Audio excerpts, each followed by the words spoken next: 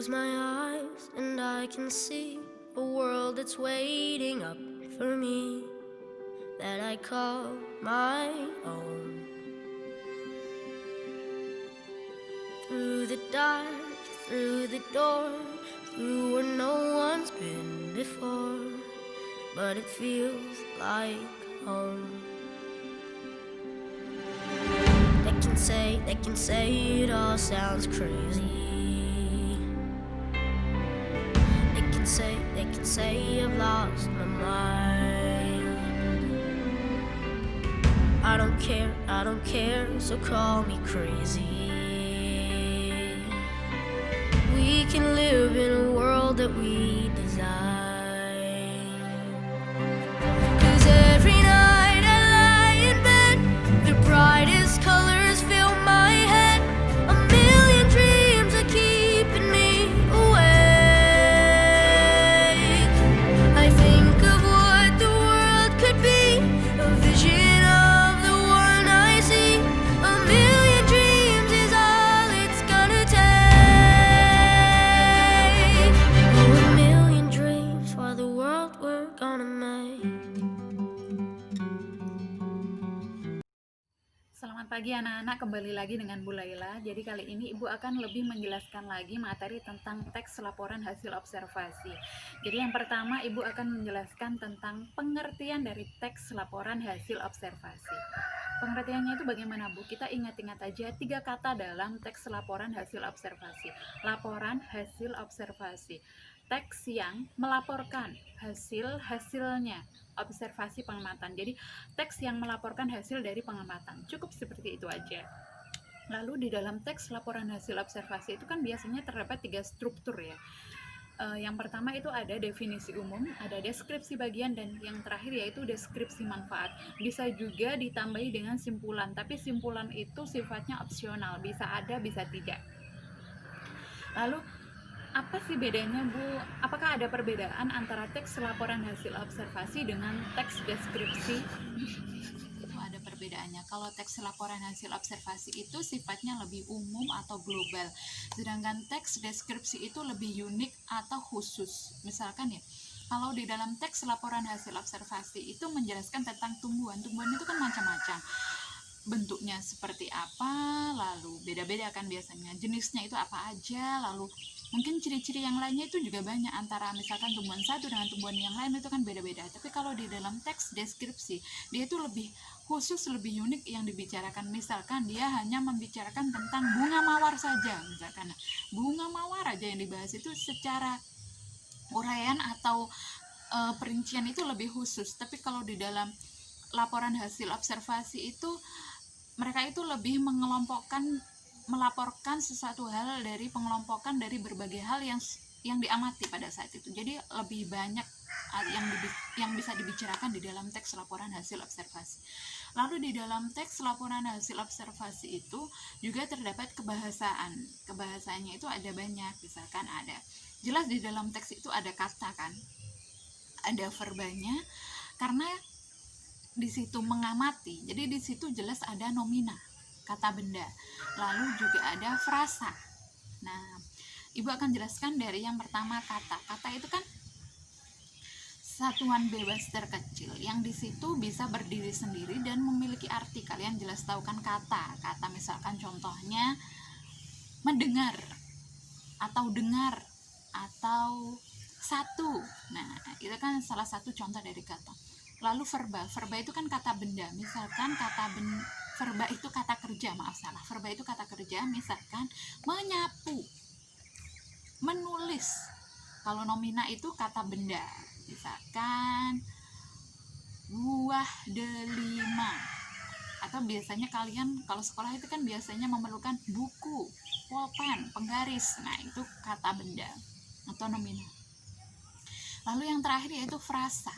Frasa itu adalah gabungan 2 kata atau lebih yang di situ bersifat non predikatif. Maksudnya gimana Bu bersifat non predikatif? Jadi salah satu dari gabungan kata itu bukan predikat.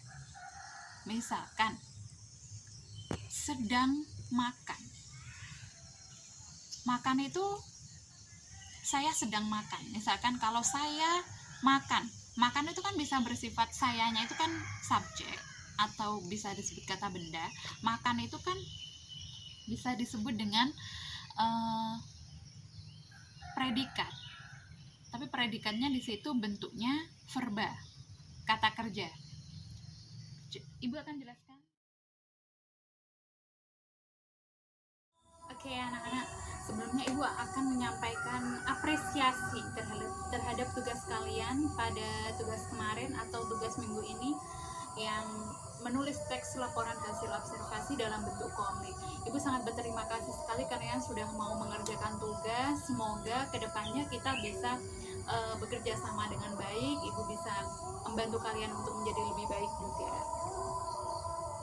Baik, kali ini Ibu akan membahas tentang beberapa soal yang ada di dalam LKS yang sudah kalian beli. Jadi Ibu akan mencoba untuk membahas beberapa ya. Silakan menyimak. Oke, kali ini kita akan membahas tugas 2 ya, halaman 10 kalau di LKS.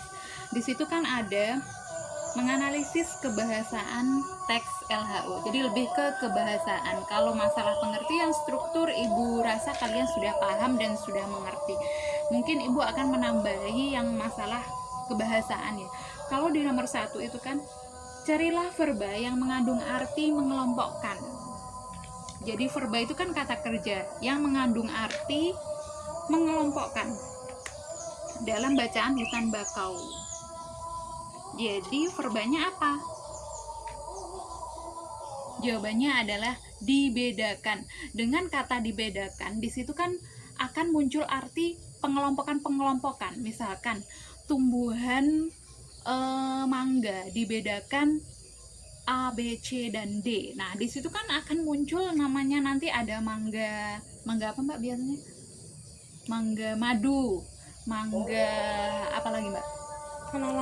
Mangga mana lagi, dan mangga yang lainnya lagi. Jadi kan di situ dengan kata verba dibedakan nanti akan muncul arti mengelompokkan. Selanjutnya yang nomor 2, carilah antonim kata-kata berikut. Nah, salah satu di situ soalnya kan kita disuruh mencari antonim dari kata kering. Antonim tadi apa anak-anak? Yang dulu pernah kita pelajari, antonim itu kan sama dengan lawan kata. Jadi lawan kata dari kering itu apa sih? Ya jelas basah ya. Bisa juga tergenang. Yang lainnya kalian bisa cari di Google ataupun kalian bisa berpikir sendiri. Lalu yang nomor 3, kita disuruh mencari sinonim kata-kata. Sinonim itu kan persamaan kata. Nah, soalnya di situ yang pertama itu ada kita mencari sinonim kawasan.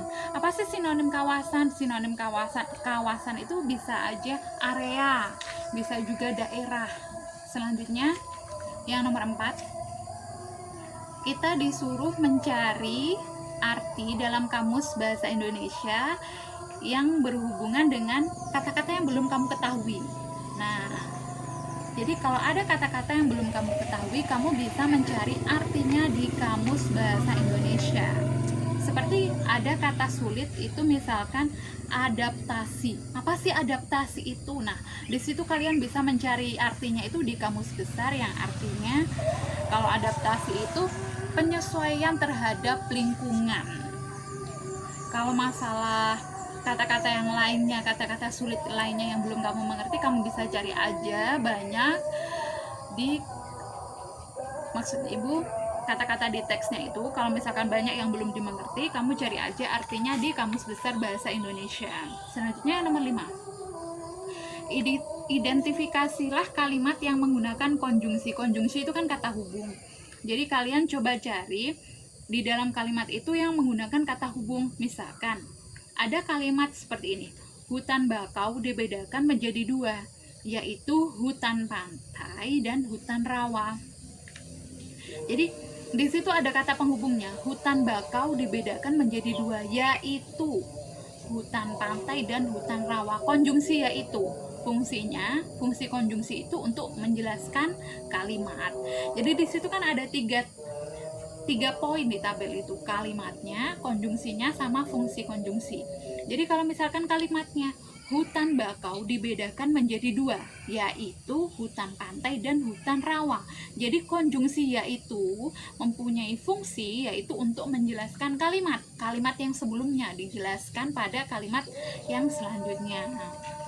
Selanjutnya Ibu langsung ke nomor 7 ya. Di situ disuruh mencari 5 verba, 5 kata kerja berarti ya.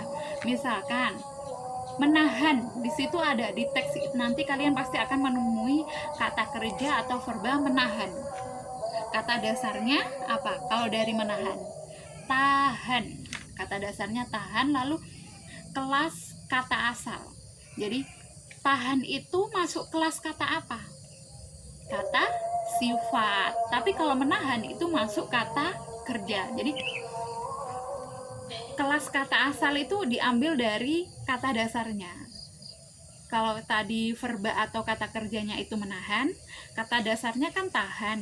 Berarti kelas kata asal dari kata dasar tadi, dari tahan itu masuk apa? Kata sifat. Misalkan ada lagi, kata kerjanya itu kan tertutup. Berarti kata dasarnya apa? Tutup kan? Berarti kelas kata asalnya atau kelas kata tutup tadi, tutup itu tadi masuk kata apa berarti? Kata kerja kah atau kata yang lainnya? Tutup berarti masuk kata benda. Berarti kita, kalau kalian itu masih bingung, oh ini masuk kata apa ya? Kata benda kah? Kata kerja kah? Kalian bisa cari aja di kamus. Nanti kalau ada tanda V itu berarti verba, kalau N itu berarti nomina atau kata benda, dan yang lainnya masih banyak. Lalu yang terakhir, carilah kalimat definisi dari teks laporan hasil observasi. Biasanya kalimat definisi itu kan ditandai dengan kata adalah, merupakan, seperti itu ya. Nanti di LKS akan ada, kalian bisa membaca sendiri. Misalkan contohnya, hutan pantai adalah hutan yang tumbuh di sepanjang daerah pantai. Berarti di situ kalimat definisinya ditandai dengan kata adalah.